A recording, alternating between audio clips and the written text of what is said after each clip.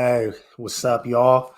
Welcome to Clapback Culture. I'm your host, Mike Davis of the South Seattle Emerald. And as you can see, Julia Jessie of Converge Media, my co-host, is on a well-deserved day off. So wherever you are, Julia, I hope you are enjoying this time. I'm here with y'all tonight. And yeah, we got a full show. I already see John Jupiter in the comments. Yeah, man, there's a lot of people that's acting a fool. We're gonna get to all of that. On tonight, though, man, I'm gonna need y'all. I'm gonna need y'all in the comments. So please pull up, jump in the chat, be active because it's just me and y'all tonight.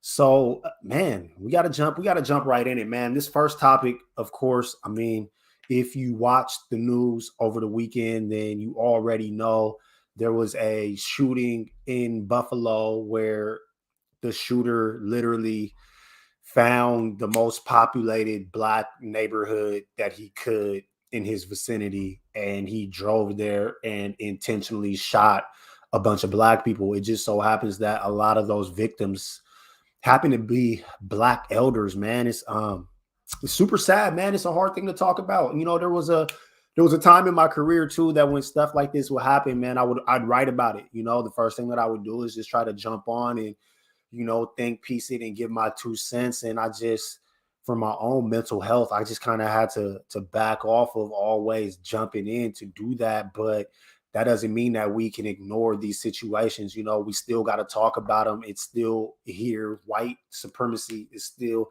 out here, and there are still folks that are just out here trying to kill Black people, man, as many as they can, as fast as they can. It's a sad situation. So we got a clip here, and the clip that we're going to run is going to talk about some of the victims, man. These are people. These are not just nameless and faceless entities that were killed, man. These are real people, man. This is people's grandma and grandpa and people that were doing work in the community to uplift the community, man. So it's a super sad story. We're gonna go into the clip, and then when we come back, I'm gonna give some of my thoughts. Can you run the clip, Cuddy?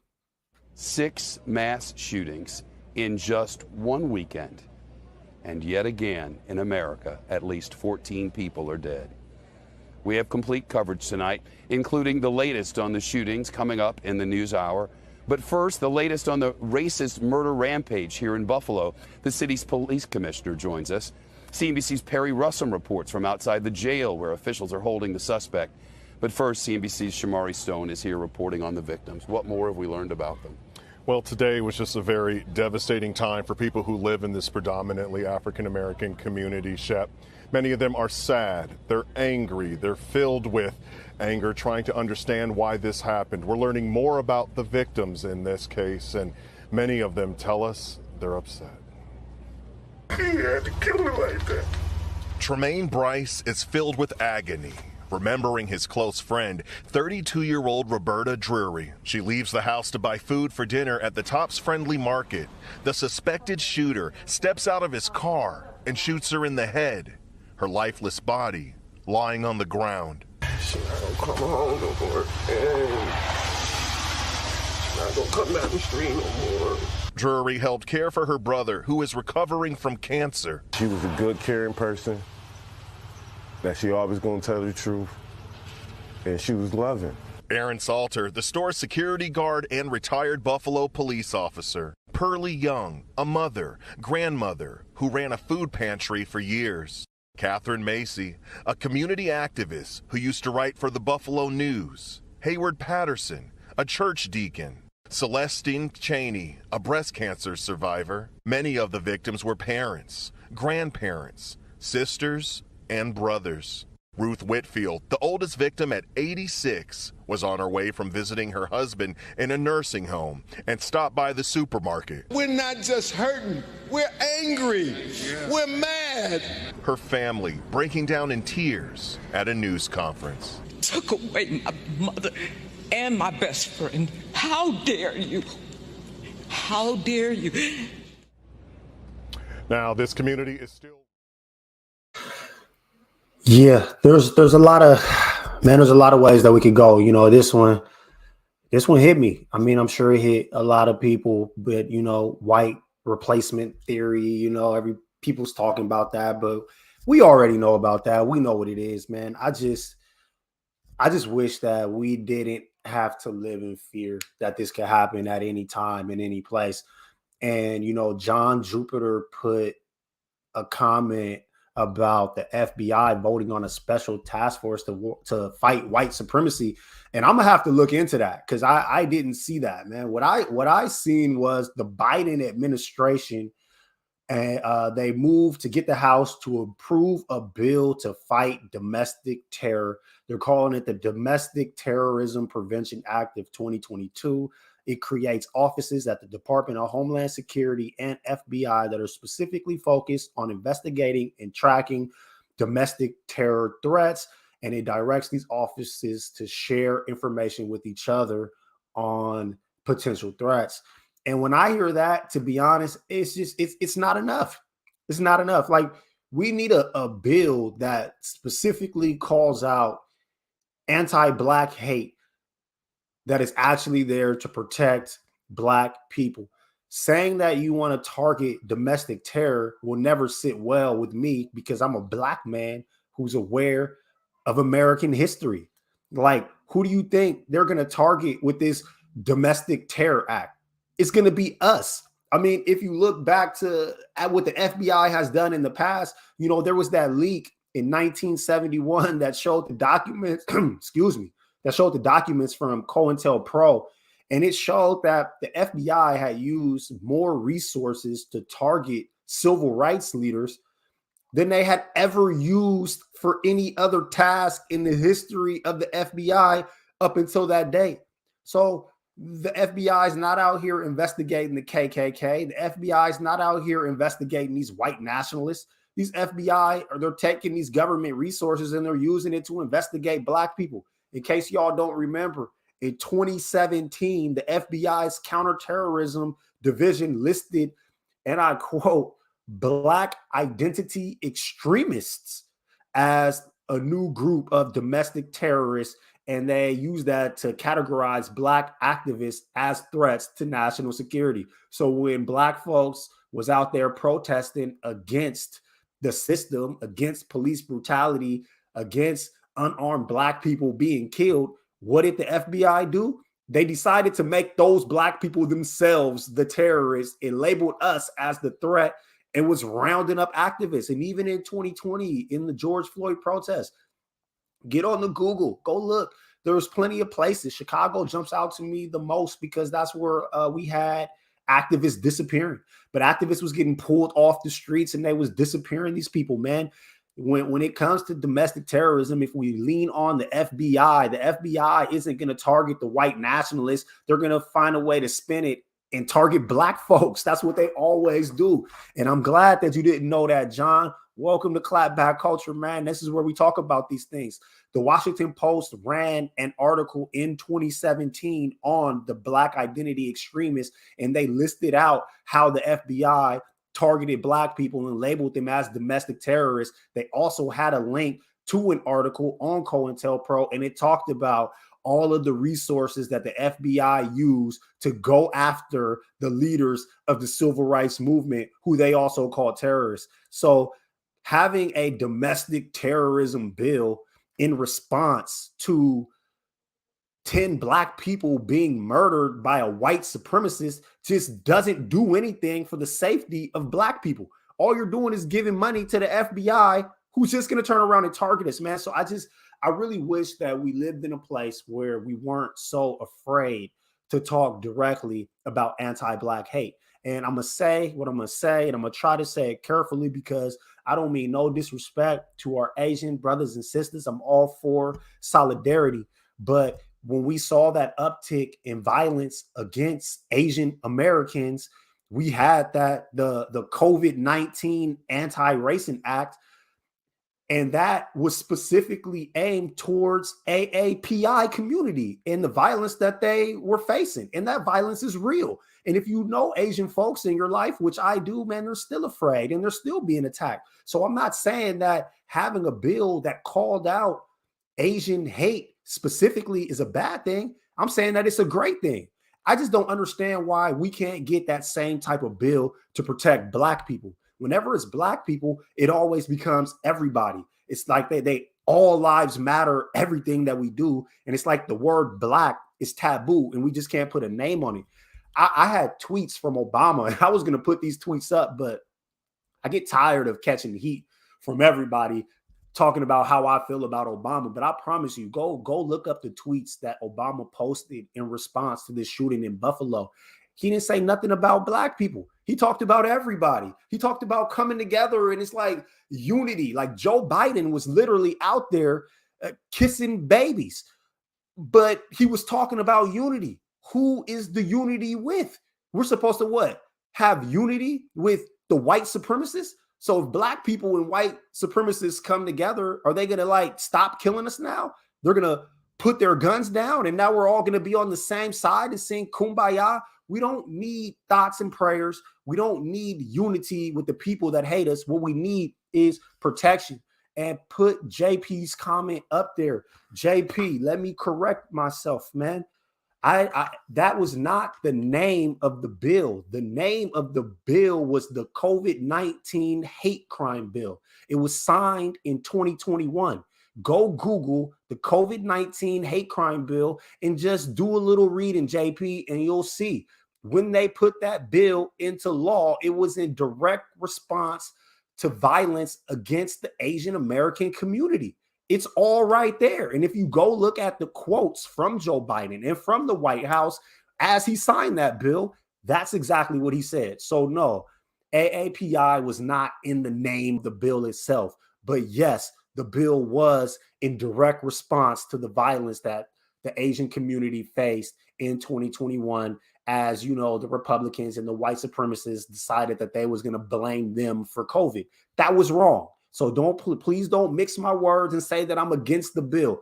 I'm absolutely for the bill. I seen the videos. I know that those folks was under attack.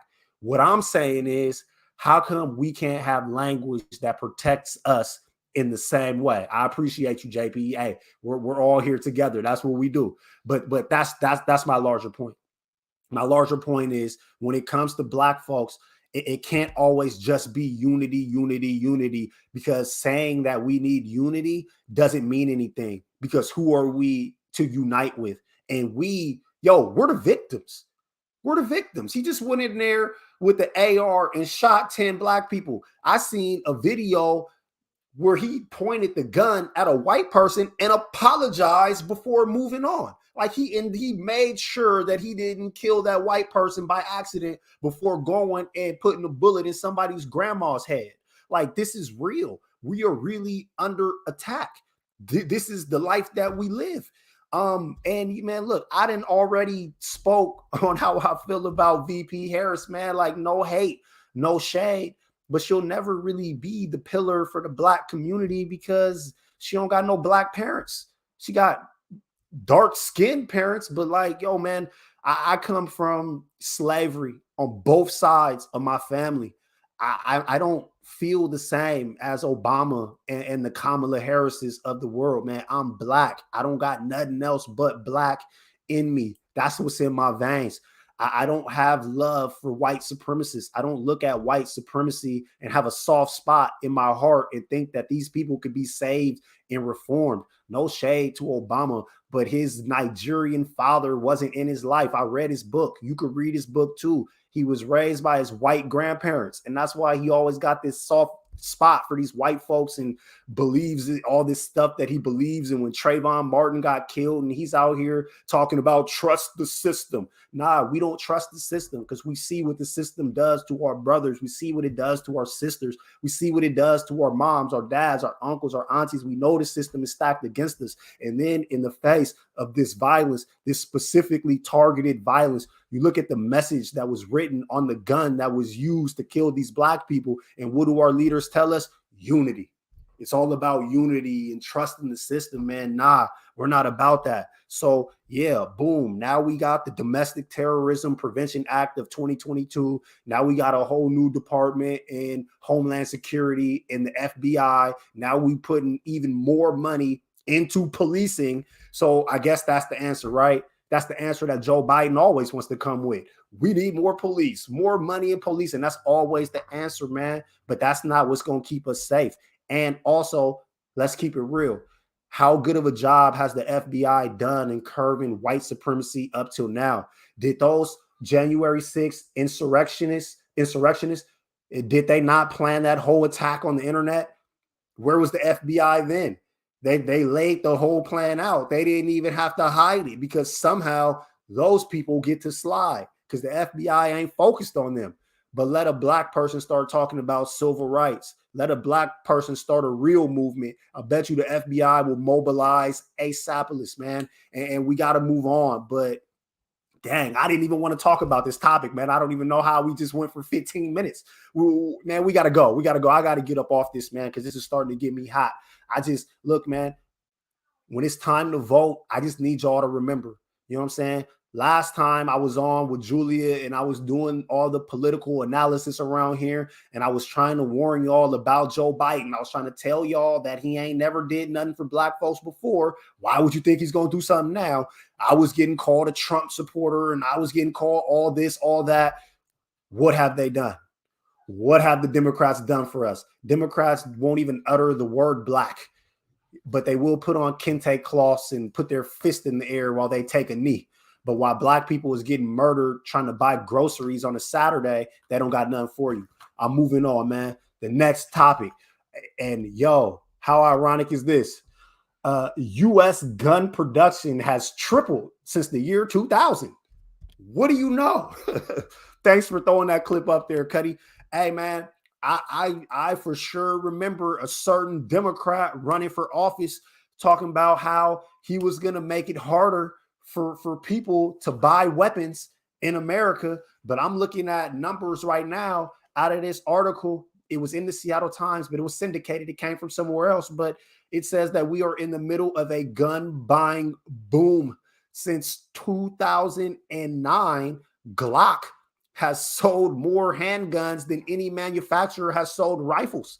And I bring that up because, yo, this ain't hunting.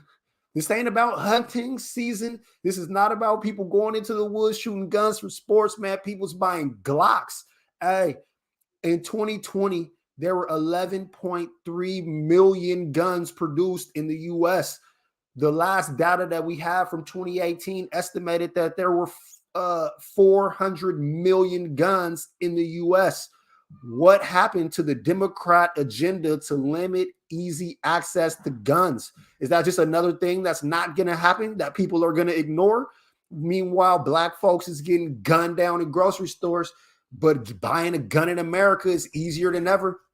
I got a question too, man. These first three topics that I'm going to cover are all connected, and it's wild.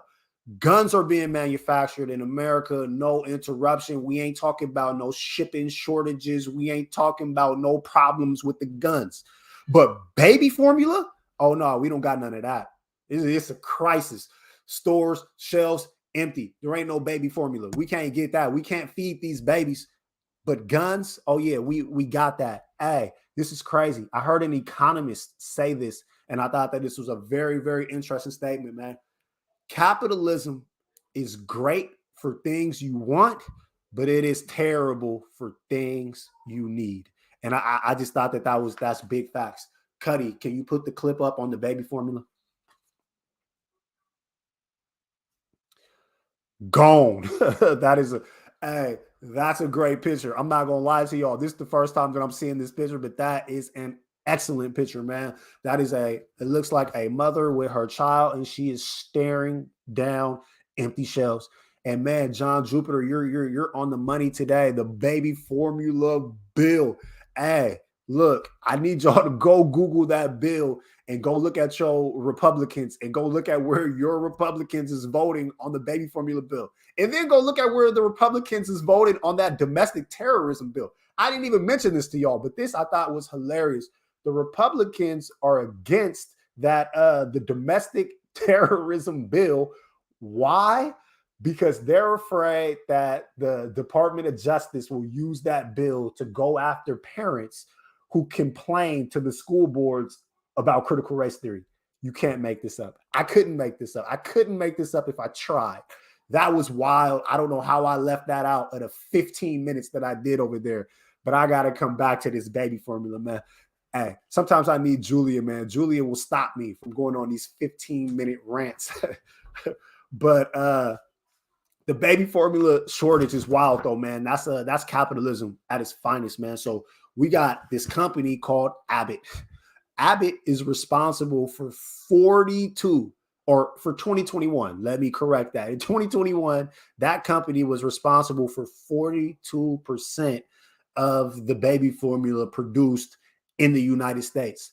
That company, there was 4 babies that drank formula that came from their factory, and they all got this bacterial infection. So not only did they have to do a product recall and get all that product back, they were also ordered to shut down their factory. So that's the reason why you don't see formula on the shelves, or that's part of the reason. Capitalism is the other reason.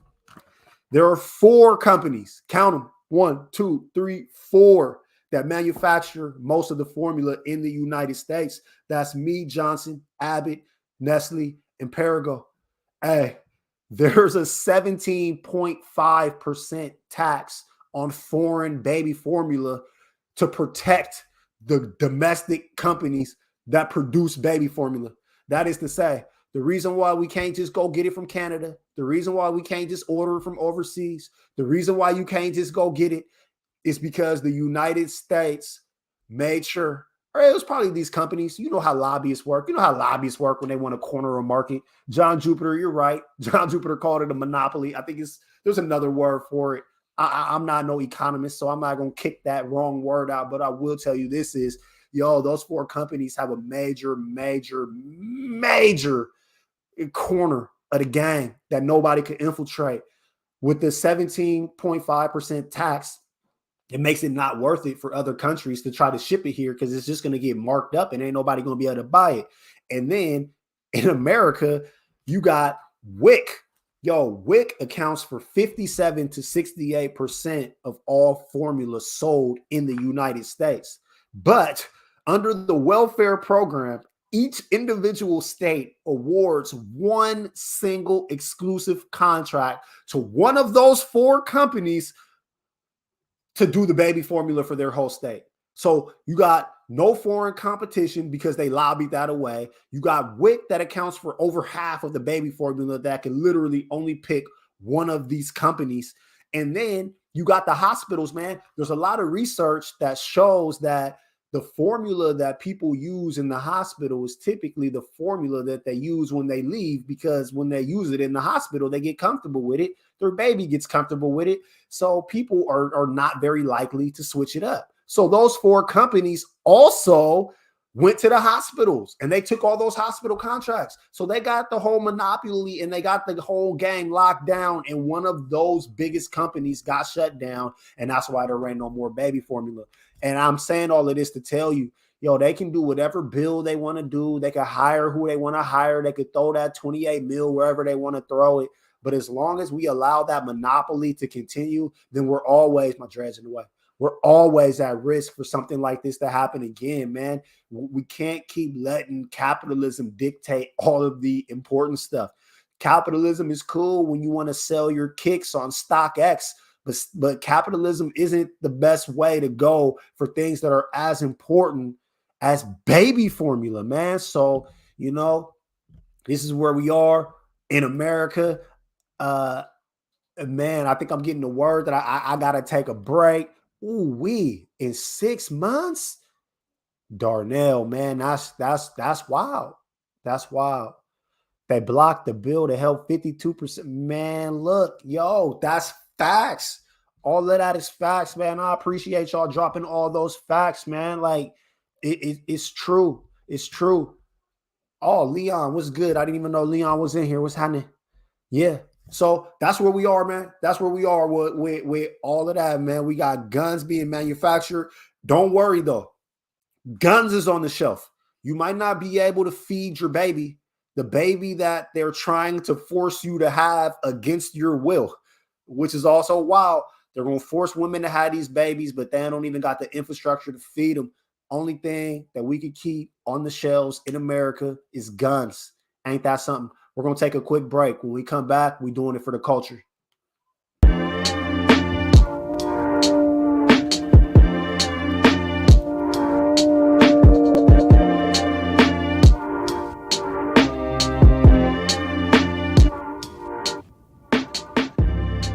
Converge Media produces culturally relevant content for Black and urban audiences. Our coverage is raw, transparent, and objective, praised by community leaders, government officials, and residents.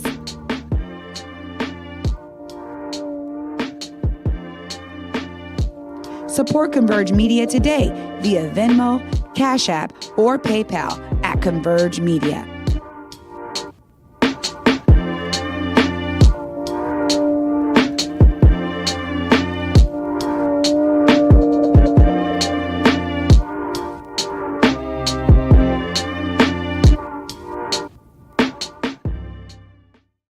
When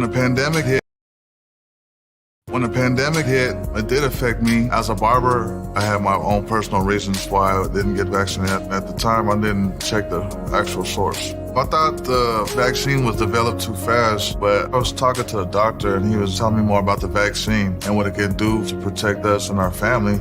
I wanted to get back to that once was, right? I do feel safe knowing that I am vaccinated. I just hope what I'm saying is reaching into people's heads to know that this is the best decision for all of us.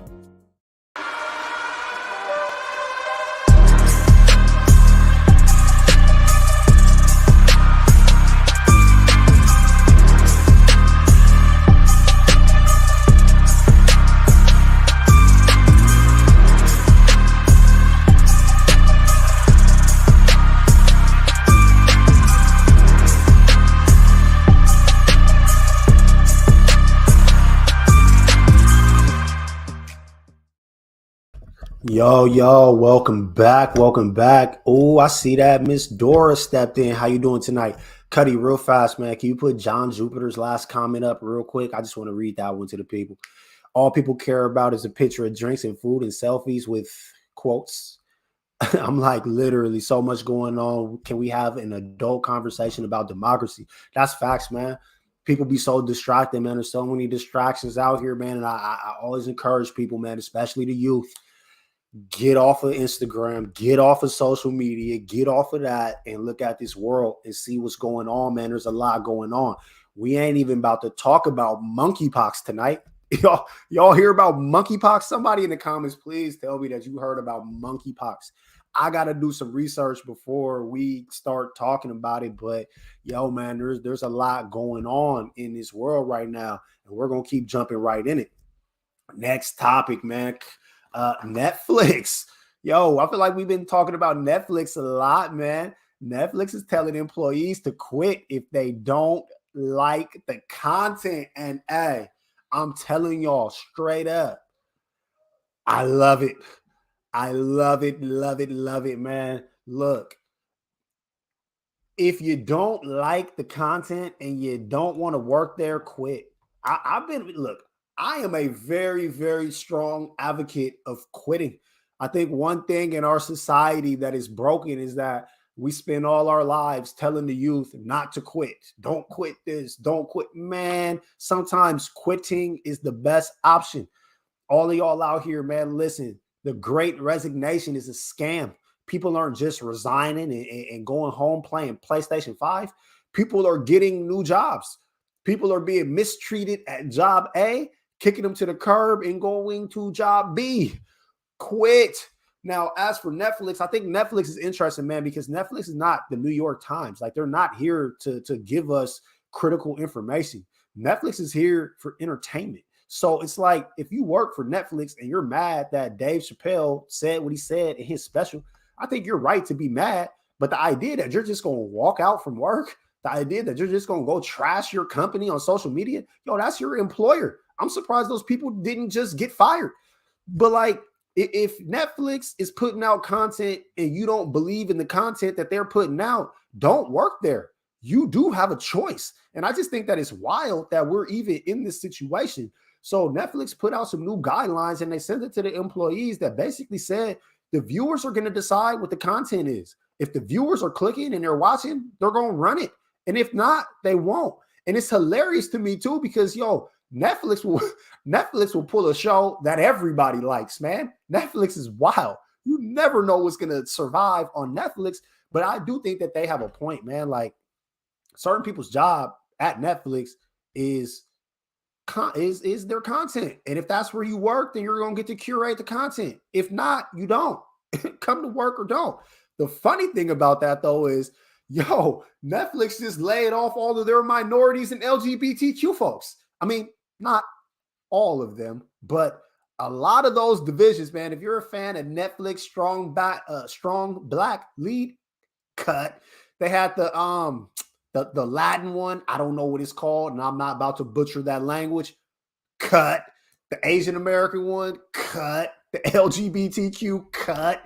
Netflix just cut like 150 employees, man. That's a story, I guess, for next week. But it's just hilarious, man. Netflix is bleeding right now. Maybe this isn't the time for Netflix to be telling people to quit, man. Netflix is in trouble. I don't know what they're going to do, man. There's too many options. They're not the only one on the block. I tried to tell y'all last time, man, that Netflix was in trouble, and I remember being right here. People in the comments try to tell me this. Julia tried to tell me this. Nah, Netflix is going to be all right.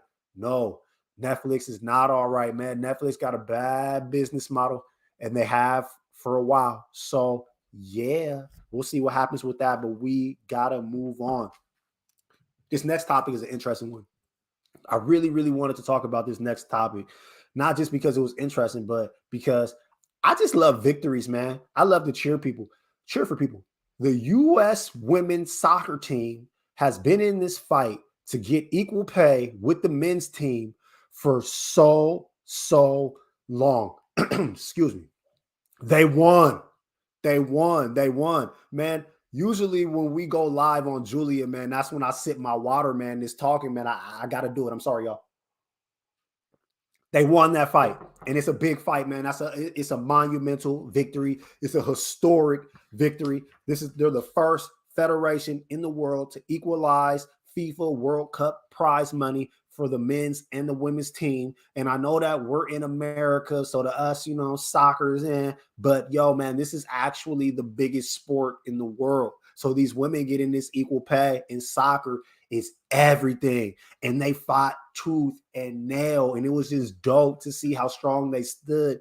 And the fact that the U.S. women's soccer team is so good. Like, the quality of soccer that they play is amazing. And the men are abysmal, man. They're terrible. They're borderline unwatchable. It was crazy how the men were getting paid so much more than the women while just being terrible for years and years and years. Like, those guys stink. The women deserve the money. They probably should have gave the women more money, but we'll take this victory right here. Hey, the deal, though, is crazy. It also included a 50-50 split of the player's share of broadcast, sponsorship, and partner revenue. And that right there is probably bigger than the prize money. 50-50 split on the broadcast? They gave them half of the TV money? Oh, yeah, they're balling. The deal also includes childcare, parental leave, short-term disability, mental health impairment, travel, and equality of venues and player services. These women took them to the cleaners. Everything they wanted, they got. Everything that they were told that they wouldn't get, they got all of it and then some. So shout out to them, man. I root for victories, man. Shout out, man. It's just a major shout out. I don't got nothing significant to add. I just wanted to clap and cheer because they went and they got that bread, and it was very, very clear that they deserved it. So shout out to them. Hey, moving on. This is an interesting one, man. Nike is suing Stockx. Now, I'm not gonna lie, man. This is personal. This is personal for me, man, because if you're like me and you grew up at a time when the Jordans came out on like Wednesdays. So if you were the kid that was willing to skip school and go stand in line, you got all the shoes. Now it's online, and you know what I'm saying? All of these kids that was never down with the culture, they're just jumping on, and it just flipped the whole game up. Stockx is an interesting company, though, because Stockx is where you buy the Nikes that were exclusive drops. And we had an overlay, and it's gone, but I don't need it. I'm not going to be here long. I just want to put y'all up on quick game. So when you hear about sneakers that are ridiculously priced, if they're not designer shoes, if they're just Nikes, Jordans, Yeezys, they're not actually ridiculously priced. The retail is like a couple $100. It's the aftermarket. Stockx became the king of the aftermarket because of their authentication process. They take the shoes that people sell to other people. They bring them to their offices first. They verify that the shoe is authentic because fake shoes is a huge, huge thing. And once they verify that, they send it off. Nike is suing StockX, and they're claiming that they bought 4 pairs of shoes in February that were fake. That's major. That's StockX's whole business model. That's the whole reason why StockX is even a thing. I hate StockX with a passion. So Darnell, I'm with you. Like, I think the whole thing is overrated. I think the price that people pay for Jordans is overrated. If you know anybody in your life that's actually into like high class shoes, they'll tell you the truth. Jordans are very, very cheaply made. None of the materials on them are real. No Jordan shoe has real leather. I'm looking at like 4 pair of Jordan 11s that I got right over there. I got a crazy collection, but it's just funny because like the patent leather on the Jordan 11s is literally just fake leather and it's shiny and they get big money off that. But it's just crazy, man. StockX was doing NFTs and throwing the Nike logos on there. So Nike was suing them. I just thought it was interesting because, you know, the whole NFT thing, man, maybe I'm just too old, but I'm not down with the NFT stuff either. Also, oh man, why couldn't Julia be here today? So many reasons why I need her here today. Cuddy too, man. I try to tell y'all about this crypto. We're talking about these NFTs, and that reminded me of the crypto. This is just me here by myself. I can do what I want. The crypto crash. All of you people out there that was getting down with the crypto, I told y'all, man, it's not real money. I'm going to tell you, I'm no expert, I'm no genius, but this is what I'll tell all of y'all about these cryptocurrencies. It's not even the fact that the feds haven't found out how to regulate it yet. That's part of it, but that's not all of it.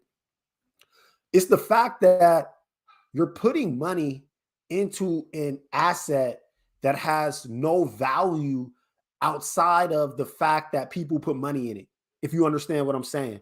Like, I can buy these AirPods, or I can put money in Nike stock because Apple produces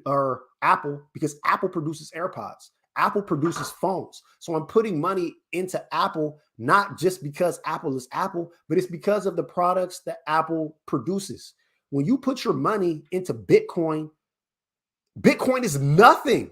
What is a Bitcoin? Like, you can't hold a Bitcoin in your hand. You can't pass it. Like, there's no actual value of the coin in itself. The only value that it has is because idiots keep putting money into it. And the people that got rich off it are the people that were already rich. And all of the homies and the bros that jumped in late, man, you guys are losing all your bread, man. It was a bad idea from the start, man. You guys bought a whole bunch of nothing. People are out here mining them and just wasting a bunch of electricity. And I'll tell you this, I looked up what it means to mine Bitcoin, and I'm not even going to tell y'all what it means. But I will do is this. Go to the cryptocurrency person in your life, because I'm sure all y'all got at least one, and go ask them what the process is to mine Bitcoin. And if you're foolish enough to put your money into Bitcoin and you can't explain the process of how a Bitcoin is created, you're a fool. And if you lost your money, you deserved it. I don't feel bad for none of those people, man. It's wild. I should have brought this story here. It was just crazy to see it crash. Like, you guys is out here just buying all this funny money, man, just letting rich folks hustle y'all. It was a clear-cut hustle from the beginning, man. Never buy anything that doesn't have value outside of just you giving it money. There has to be something tangible. Put money into industry. Put money into companies that create products. Don't put money into thin air because it's a dumb idea. We got to take a break. When we get back, we got one more topic. It's another topic that I got to try to talk about carefully, but a Palestinian American journalist was killed, and it's been wild to me, the lack of coverage that this has received. So we're going to take a quick break, and when we come back, we're going to break that down.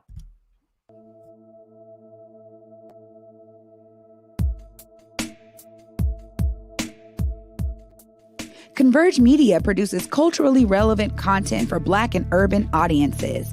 Our coverage is raw, transparent, and objective, praised by community leaders, government officials, and residents. Support Converge Media today via Venmo, Cash App, or PayPal at Converge Media.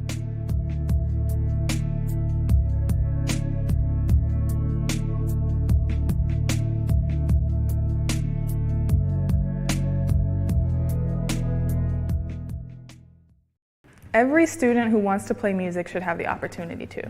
Do you know any young people that are excited to start learning music or pick their instrument back up? Seattle Jazz Ed is now enrolling for spring classes. Open to youth across the area, all music programs are offered on a sliding scale, pay-what-you-can model, and free loaner instruments are available for every family. Taught by some of Seattle's finest artists, classes are designed to meet musicians where they are in skill level with options for beginner, intermediate, and advanced level. And this season, we're opening up ensembles with options for drummers, vocalists, and instrumentalists of all kinds. Registering for March classes can be done online or over the phone, and you can learn more by checking out seattlejazzed.org or calling or texting 206-324-JAZZ.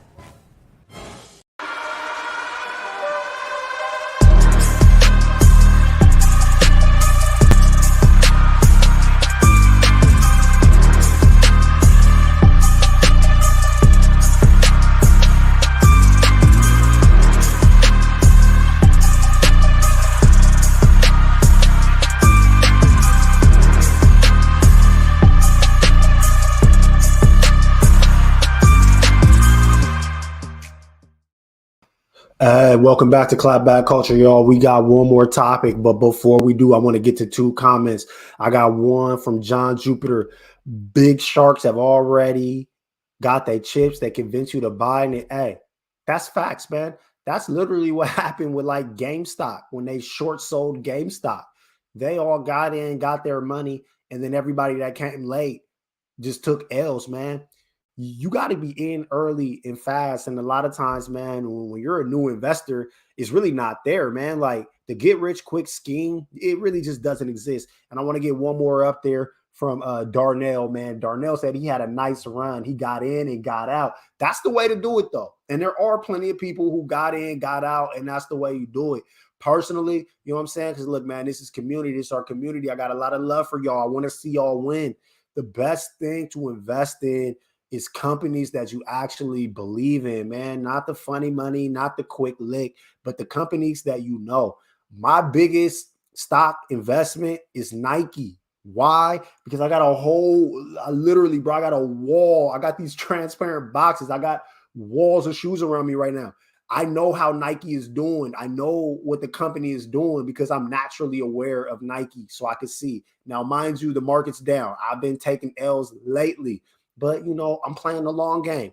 Nike's going to be okay. They're going to bounce back. They always do. So just when you're investing your money, be careful and know that everything that glitter ain't gold, man. I don't want to see y'all take L's out here, man. So this last topic, man, it's a serious one. It's a serious one. And, you know, I'm going to be real with y'all, too. I've gotten warned in a couple different places about how to approach this topic because, you know, I've been told that like we can't be anti-Semitic, which I personally would never be, not intentionally, but I do feel like we should be able to talk about Israel. We should be able to talk about the Israeli government. We should be able to talk about the fact that the Israeli government assassinated a member of the press, a Palestinian American journalist, Shireen Abu Akleh. And I apologize if I pronounce her name wrong, but she was wearing a press vest and got shot in the head. And not only did she get shot in the head, but the Israeli government announced today that there will be no criminal investigation in the slaying of this journalist because she was quote unquote in a combat situation. So yeah, that happened. That's not the end of it though. Not only did they kill this Palestinian journalist, they came to her funeral. The Israeli police came to her funeral and they beat the pallbearers. Yes, you heard me right. They murdered the journalist, bullet to the head, murdered the journalist, and then showed up to her funeral and they beat the pallbearers that were carrying her casket. They almost dropped the casket. The whole thing is on video. I don't understand why we have to have all of these bleeding hearts about Ukraine. And yeah, it's hard to see the citizens in Ukraine be attacked.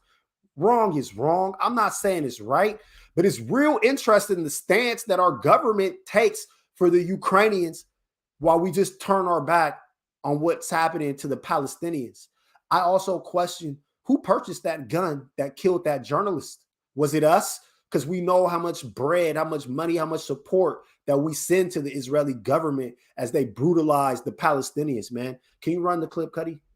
Gathered in their hundreds in East Jerusalem for Shireen Abu Akleh's final journey. The Al Jazeera correspondent shot dead earlier this week. Her funeral procession began outside St. Joseph's Hospital. Israel forbids public displays of Palestinian flags. So Israeli forces moved in after they say they came under attack from stone throwers. They struck using their batons as stun grenades were fired. Mourners almost dropped her coffin.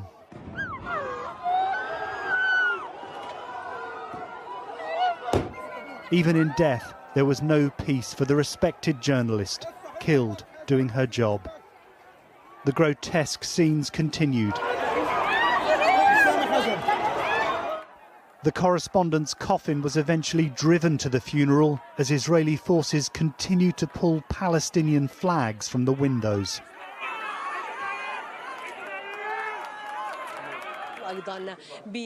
Shireen Abu Akleh had worked for Al Jazeera for more than 25 years. She was experienced, admired and trusted. She was shot in the head reporting in Jenin by what her colleagues said was Israeli fire. Israel says its forces were being attacked by Palestinian gunmen, and it's unable to determine who was responsible. Inside Jerusalem's Cathedral of the... No investigation. No investigation, man. They gunned her down. No investigation. And then they showed up to her funeral and beat people and let off blast balls, man. I don't know what to say, man. Like, it's hard to put words on that. Yeah, that's right, Leon. Yeah, you're absolutely right. She was Palestinian American. Where's our response from our government? I'm going to tell you the response from our government. The Biden administration has called for a transparent investigation.